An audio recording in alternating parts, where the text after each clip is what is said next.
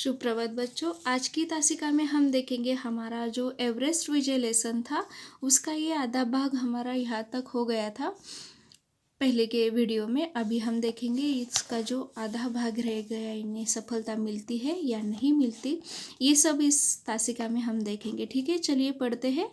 सभी बच्चे क्या करें, अपनी अपनी जो हिंदी की किताब है वो निकाल कर ऊपर रखें और जो पेज नंबर 72 है वो ओपन करके मेरे साथ इस लेसन को ध्यान से इसका आशय देखिए। ठीक है, चलिए पढ़ते हैं।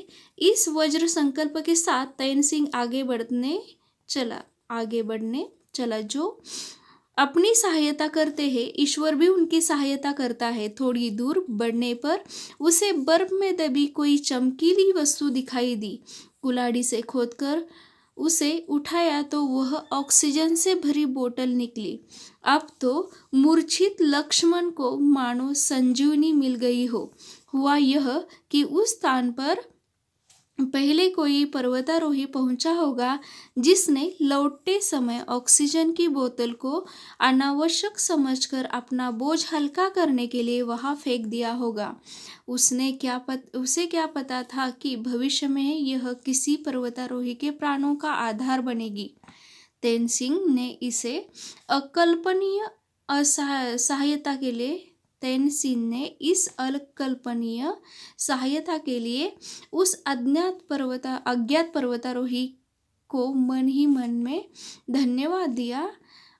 इससे उसके तन में नई स्फूर्ति और नया उत्साह भर आया। तो क्या होता है बच्चों, इन लोगों ने इनकी जैसे ये ऊपर चढ़ने लगते हैं तभी क्या हो जाता है, इनकी जो ऑक्सीजन की जो बॉटल इसके साथ किया, ऑक्सीजन का जो भंडार होता है इनके साथ जो टंकी होती है वो क्या हो जाती है, खाली हो जाती है।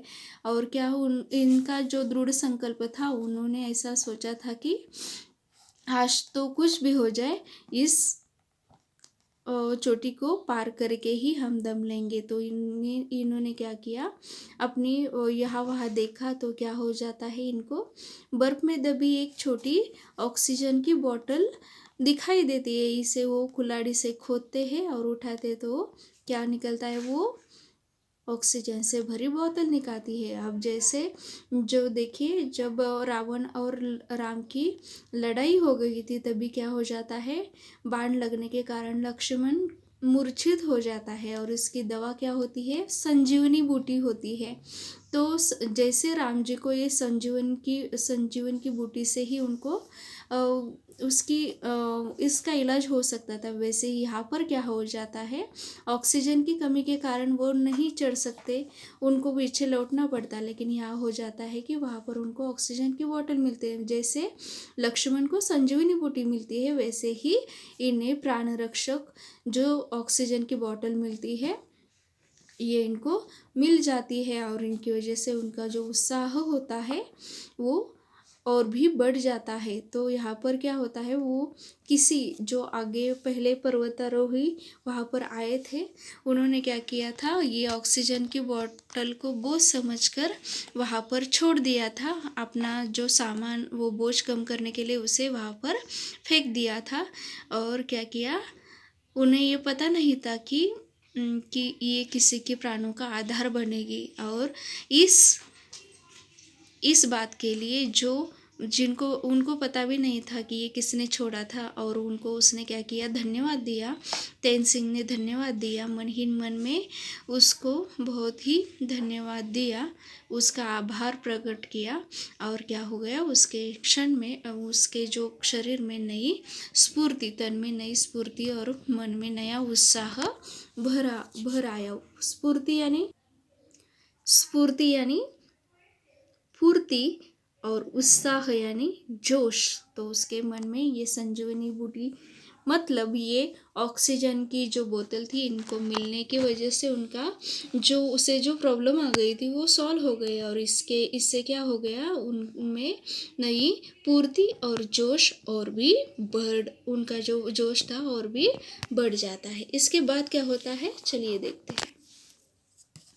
अब दोनों पर्वतारोही चढ़ते ही जा रहे थे, तभी उनका सामना एक बार सॉरी एक 12 मीटर ऊंची सीधी खड़ी चट्टान से हुआ। देखिए ये अभी चढ़ रहे, इनको अभी इनके शरीर में नया उत्साह भर गया है ऑक्सीजन की बोतल की मिलने की वजह से। फिर उनके सामने एक बाधा आती है, एक 12 मीटर ऊंची खड़ी सीधी चट्टान आ जाती है। उसकी दूसरी ओर बर्फ का भारी झज्झा था। आगे बढ़ने का कोई रास्ता उन्हें नहीं सूझ रहा था, परंतु जहाँ चाह होती वहाँ कोई ना कोई राह निकल ही आती है। उन्हें चट्टान और झज्जे के बीच में एक दरार दिखाई दी, उससे होकर उन्होंने चढ़ने की ठानी। तो यहाँ पर क्या हो जाता है, ऑक्सीजन की बोतल मिलने के बाद उसने जिसने भी उसे गिराया था या फेंका था वहाँ पर उसे धन्यवाद देने के बाद उनमें और भी जोश और पूर्ति भरती है और आगे वो बढ़ते चले जाते हैं। तभी क्या हो जाता है, उनके सामने एक और नई बाधा आती है। वो बाधा क्या होती है, एक 12 मीटर ऊंची चट्टान होती है, सीधी खड़ी चट्टान होती है और वो उसके दूसरी तरफ बर्फ का वो भारी बहुत ही भरा झज्झा होता है। झज्झा यानी कि बहुत ही सीधी खड़ी चट्टान और बर्फ का बहुत सारा ढेर।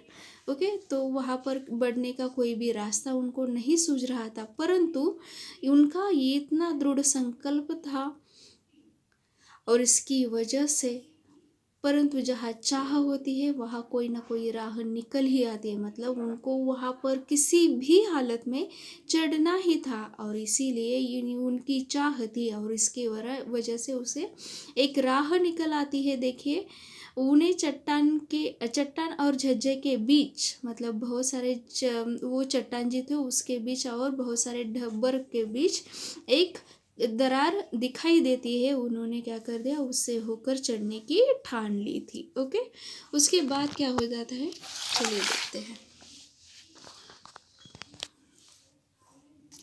तैन सिंह ने हिलेरी की शरीर को संभाला। उसने कुल्हाड़ी से पाँव और हाथ गड़ाने के लिए बर्फ में गड्ढे खोदे। फिर हिलेरी बड़े कठिनाई और सावधानी से चट्टान के ऊपर चढ़ा। अब उसने रस्सी लटकाई, उसे थामकर तैन सिंह उसके पास जा पहुंचा। दोनों का दम फूल गया था। उन्होंने विश्राम किया, स्वस्थ होकर फिर बढ़े। आगे भी उन्हें बर्फ को कुल्हाड़ी से काटते हुए रास्ता बनाना और बढ़ना था। चूकने पर टीले से फिसलकर सैकड़ों मीटर नीचे गड्ढे में गिरने मरने का भय था।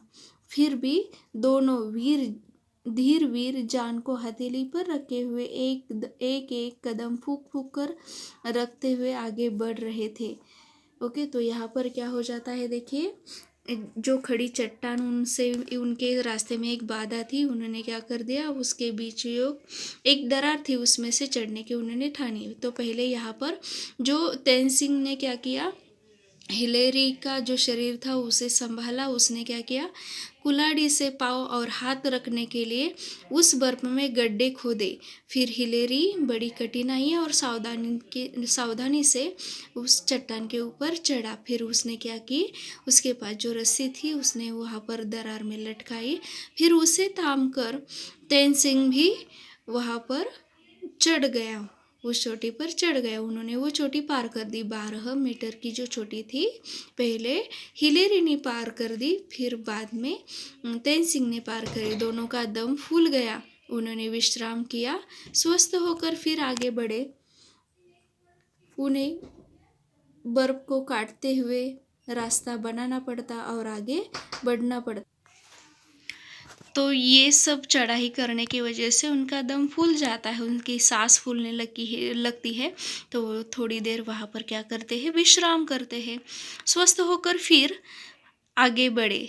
आगे भी उन्हें बर्फ को कुल्हाड़ी से काटते हुए रास्ता बनाना और बढ़ना पड़ता। चूकने पर टीले से फिसल कर सैकड़ों मीटर नीचे गड्ढे में गिरने का भय था।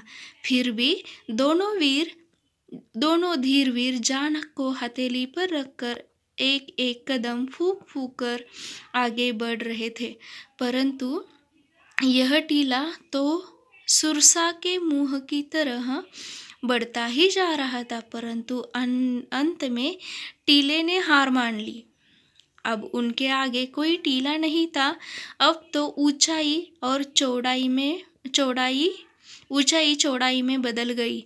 सहसा उन्हें विश्वास नहीं हुआ कि वे जहाँ खड़े थे, जहाँ उन्हें पहुंचना था, और अब एवरेस्ट की चोटी उनके चरण चूम रही थी। नीले आकाश के नीचे सफेद बर्फ की छत पर तेनसिंग और हिलेरी दौड़कर एक दूसरे के गले लग गए।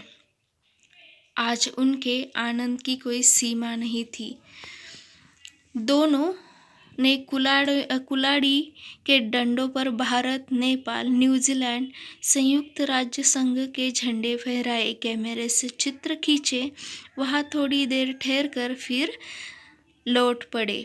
संसार में यह खबर बिजली की तरह फैल गई कि 3.5 हाथ के मानव ने 9,000 मीटर की ऊंचाई अर्थात एवरेस्ट की चोटी को पैरों से नाप डाला। एवरेस्ट पर मानव की विजय और उसके दृढ़ संकल्प, साहस और संघर्ष की विजय का प्रतीक है। कौन कहता है कि आसमान में छेद नहीं हो सकता? एक पत्थर तो तबीयत से उछालो यारो। यहाँ पर हमें शिक्षा मिलती है बच्चों, साहस और धैर्य से कठिन कार्य भी पूर्ण हो सकते हैं। तो यहाँ पर ये जो दो वीर है वो क्या करते हैं, बहुत ही सावधानी से, बहुत ही धीरज से ये क्या करते हैं, अपना जो चोटी पर पहुंचने का सपना था वो उसकी तरफ बढ़ते हैं। एक एक कदम फूक फूक कर आगे बढ़ते रहते हैं। लेकिन वो जो टीला है वो सुरसा की मुंह की तरह, मतलब जैसे क्या होती है, सुरंग होती है, वैसे उसकी मुंह की तरह वो बढ़ता ही जाता है।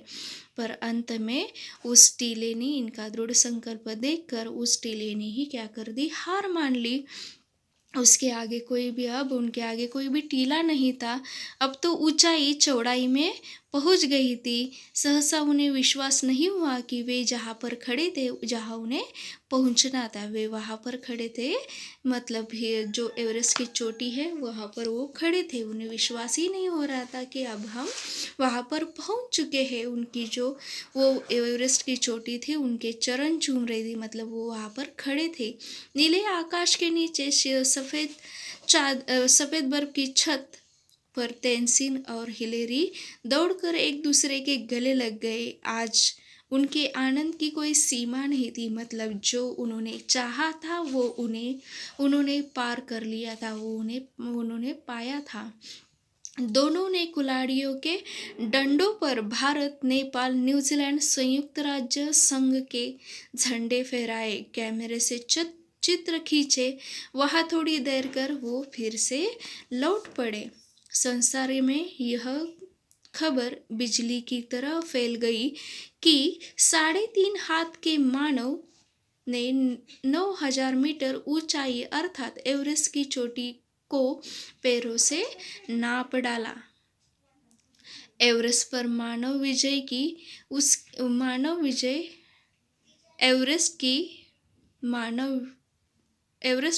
की विजय उसके दृढ़ संकल्प, साहस और संघर्ष की विजय का प्रतीक है।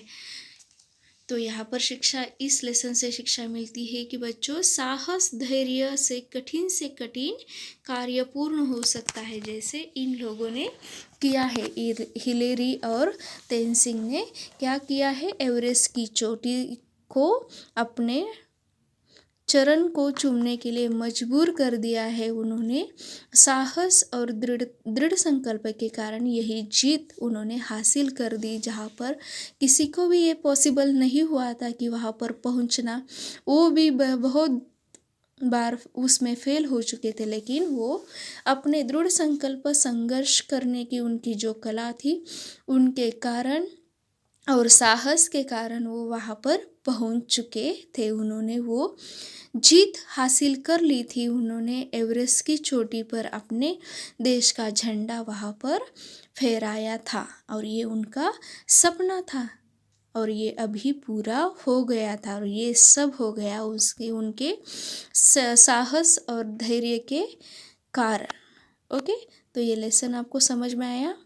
ठीक है, धन्यवाद।